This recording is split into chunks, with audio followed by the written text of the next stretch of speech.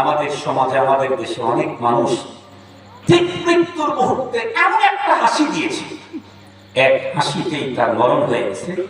মরণের পরে আর তার হাসিটা এখনো বন্ধ হয় নাই। আমার নিজের আত্মীয় স্বজনের মধ্যে আমি নিজের চোখে দেখেছি, ওনাকে গোসল করানো হচ্ছে, সবাই কান্না করতেছে কিন্তু উনি হাসতেছে। ওনার কাপড়ের ভিতরে জড়ায় রাখছে। আমি ঢাকা থেকে এসে ওনাকে দেখলাম, দেখে উনি হাসতেছে।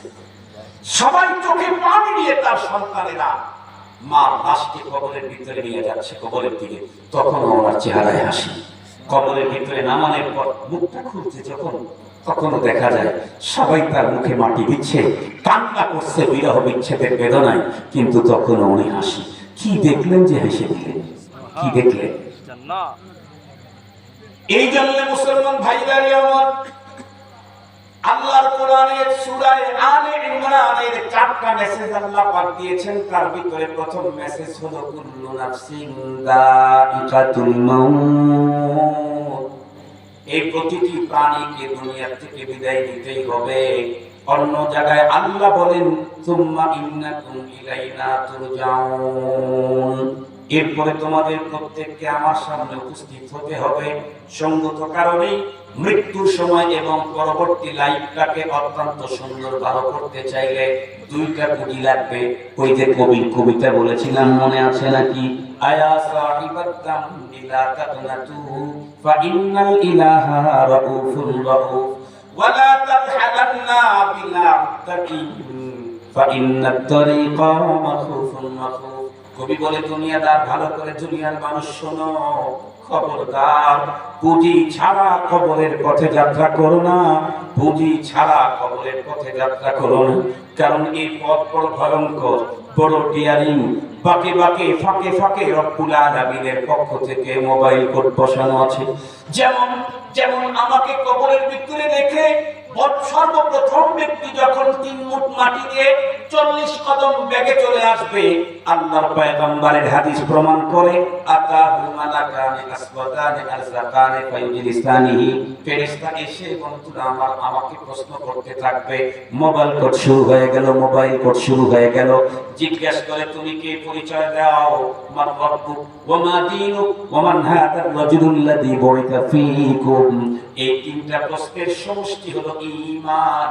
কবরের ভিতরে জিজ্ঞাসা হবে ঈমানের, আর ময়দানে হাসরে জিজ্ঞাসা হবে ঈমান এবং আমলের। তাই তো আল্লাহর পয়গম্বর বলেন, আউয়ালু মা ইউহাসাবু বিহিল আবদু ইয়াউমাল কিয়ামাতিস সালাহ। কবরে কাউকে জিজ্ঞাসা করবো না নামাজ পড়ছো কিনা, কবরে জিজ্ঞাসা করবে না রোজা রাখছো কিনা। এই প্রশ্ন কবরে নাই, এই প্রশ্ন হবে হলো হাসরে, আল্লাহর আদালতে। আমাদের দেশে কোনো চাকরির জন্য পরীক্ষা 2টা হয় না, একটা রিটার্ন আর একটা ভাইভা, তাই না? একটা টিকলেই তো আর একটা চিঠি, কথা বলেন না কেন? একটা টিকলেই তো আর একটা চিঠি। কবরের ভিতরে যদি ঈমানের প্রশ্ন কেউ পেতে, তাহলে তার পরবর্তীতে ময়দানে মাহশরে আরেকটা প্রশ্ন করা হবে, তার জন্য মিজানের বালা কায়েম করা হবে। কবরের ভিতরে ঢুকতে ঈমানের প্রশ্ন যদি মিস করে, ফেল করে, আল্লাহ বলেন লা নুকিমু লাহু ইয়াউমাল কিয়ামাতি ওয়াজনা, ওর জন্য মিজানের কোনো পালাই দাঁড়াবে না। কিসের মিজানের পালা? ও তো টেকেই নাই। কিসের ভাই? অত মিজানই টেকে নাই। ওর নামে চিঠি ইস্যু করা হবে না। এই জন্য ঈমান বড় মজবুত। নামাজ পড়তে পড়তে পড়তে পড়তে কপালে যদি টিউমার বানায় ফেলেন, রোজা রাখতে রাখতে রাখতে রাখতে যদি আঙ্গুলের মতো কঙ্কাল হয়ে যান, মুহতারাম হাজিরিন, কিন্তু ঈমানে যদি ঝামেলা থাকে, পরপরে মুক্তি অত সহজ। আলহামদুলিল্লাহ, কই গেটের সামনে আসবে, অসুবিধা নেই, হুজুর এখানে আসবে, আমার বয়ান শেষ হয়ে যাবে। এই জন্য মুহতারাম হাজিরিন, ঈমান ঠিক করতে হবে। মনে থাকবে তো ইনশাআল্লাহ? কথা বলেন। ঈমান আমাকে শিখতে হবে, আমার সন্তানকে শিখাইতে হবে। রাজি আছি তো ইনশাআল্লাহ? রাজি আছি তো ইনশাআল্লাহ? ঈমান মাঝে মাঝে চেক করতে হবে। কোন ল্যাবে নিয়ে যাবেন ঈমান টেস্ট করার জন্য? আল্লাহ ওয়ালাদের কাছে যাবেন, জিজ্ঞেস করবেন, হুজুর আমার এই হালত, আমার এই অবস্থা, আমার এই অবস্থা। হুজুর বলবে তোমার ঈমান দুর্বল আছে, তো এটাকে মজবুত করবা কেমনে? হাদিসের মধ্যে মজবুত করা প্রেসক্রিপশন আছে, জাদ্দিদু ঈমানাকুম, তোমাদের ঈমানকে নবায়ন করো। কাইফা নুজাদ্দিদু ঈমানানা ইয়া রাসূলুল্লাহ, ঈমান আবার নবায়ন করব কেমনে? রাসূল সাল্লাল্লাহু আলাইহি ওয়াসাল্লাম শিখিয়ে দিয়েছেন, তোমার ঈমানকে মজবুত করো। ঈমান আবার মজবুত করব কেমনে? কি এই কোটি কোটি দিলে এবার ঈমান মজবুত হবে? বলে না, ঈমান মজবুত হওয়ার প্রেসক্রিপশন হাদিসে পাকের মধ্যে এসেছে। এটা আছে আলিমের কাছে, নায়েবে নবীর কাছে। মনে রাখবেন, নবীর যুগে নবীকে বাদ দিয়ে কেউ জান্নাতের পথ খুঁজে পায় নাই। নায়েবে নবী ওলামায়ে কেরামের যুগে আলেমদেরকে বাদ দিয়ে কেউ জান্নাতে যেতে পারে না। মনে থাকবে তো ইনশাআল্লাহ? কোরআনে পাকের প্রথম মেসেজটা হলো তোমাদের প্রত্যেককে মৃত্যুবরণ করতে হবে। মনে থাকবে তো?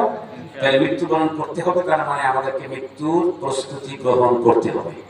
আল্লাহ তাআলা আমাদের প্রত্যেককে দুনিয়া থেকে পরকালের পূর্ণ প্রস্তুতি গ্রহণ করে পরকালে যাওয়ার তৌফিক দান করুন। ওয়া আখিরু দাওয়ানা আলহামদুলিল্লাহি রাব্বিল আলামিন। আসসালামু আলাইকুম ওয়া রাহমাতুল্লাহি ওয়া বারাকাতুহু।